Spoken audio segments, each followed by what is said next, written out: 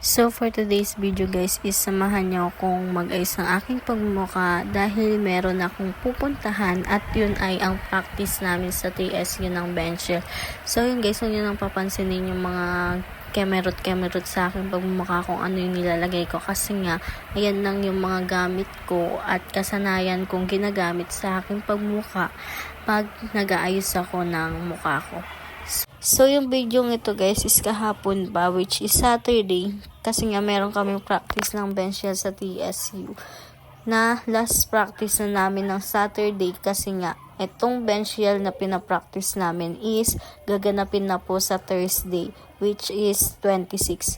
So yun guys, paalis na ako ng apartment niyan and samahan niyo ako maglakad papunta sa may kanto na sobrang matubig. Kaya kawawa yung puting sapatos ko dyan guys. So this work po, paalis na po talaga ng apartment and maglalakad na ako papuntang kanto niyan. So nakita niyo naman guys, masyadong matubig yung dadaanan ko. And umaatik pa that time, di ako nagdala ng payong. Kaya yung jacket ko yung ginamit ko pang pandong sa ulo ko. Yan guys. Malapit na ako dyan sa may kanto banda dyan guys. Kaya kung makita nyo matubig talaga yung daanan ko yun. Kita nyo naman guys, pa chill lang ako dyan kahit umaatik na talaga. Tapos yan guys, malapit na ako sa may kanto and fast forward po, nasa kanto na ako at patawid na ako dyan sa kabilang daan para sumakay ng jeep. Yung jeep na yan pala guys is di ko napansin yung banner niya dun sa harapan. Kaya sumakay lang talaga ako guys kasi lumalakas na yung ulan at wala akong dalang payong. So yan guys, ito yung time na nakabayad na ako sa jeep, hindi na ako nakapag-video. So sa park na to guys, napapansin ko na mali yung jeep na nasakyan ko, dapat pa TSU pero pa metro yung nasakyan ko. And this time guys, binaba na kami sa Osias. And this time guys, pangalawang beses ko nang sakayan ng jeep. And nakita nyo guys, patawid na ako ng main papunta sa City Walk para sumakay po ako ng shuttle papunta po sa Lucinda.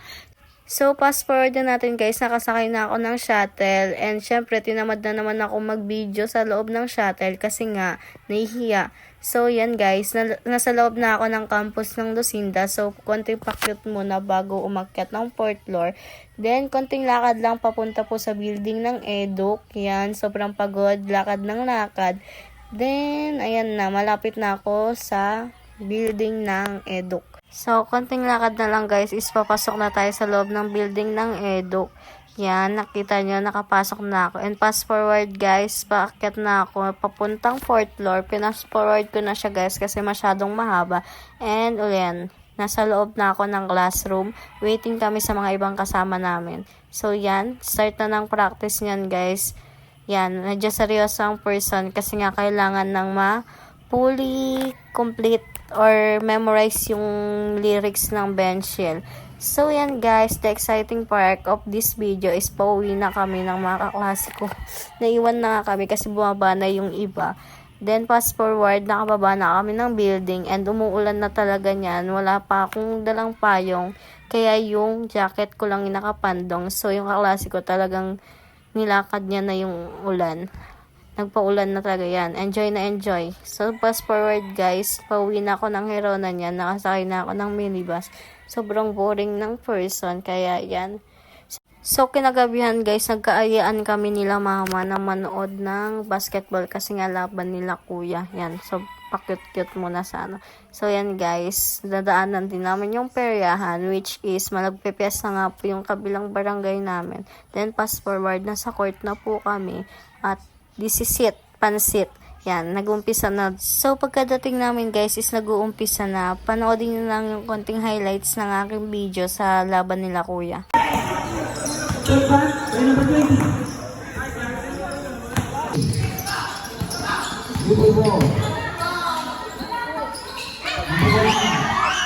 At this point guys is dikit ang laban which is pag nasulta ni kuya, labang sila ng isa. Then nakita nyo naman yung score guys. And pangalawang free throw na yan ni kuya which is hindi yan masushoot kaya isa yung lamang nila. Fast forward guys, di ko pala na-videohan yung pangalawang shoot nila ng dos kaya naglamang sila ng 3. Then yan, nag 3 points yung kalaban kaya nag-overtime ang laro. Sa park na to guys, medyo seryoso na sila and lumalamang na po yung team nila kuya, which is ang Daya. So natambakan na nila dyan yung mga kalaban. Sa game na yan guys, sila kuya ko nanalo. So dito ko na din tatapusin ng aking vlog kasi nga hindi ko na videoan yung pag-uwi namin guys. Thank you for watching guys and don't forget to follow my page po. And sana guys, huwag kayong magsawang manood ng aking mga video and upcoming videos po. This is my first vlog guys, please support me po.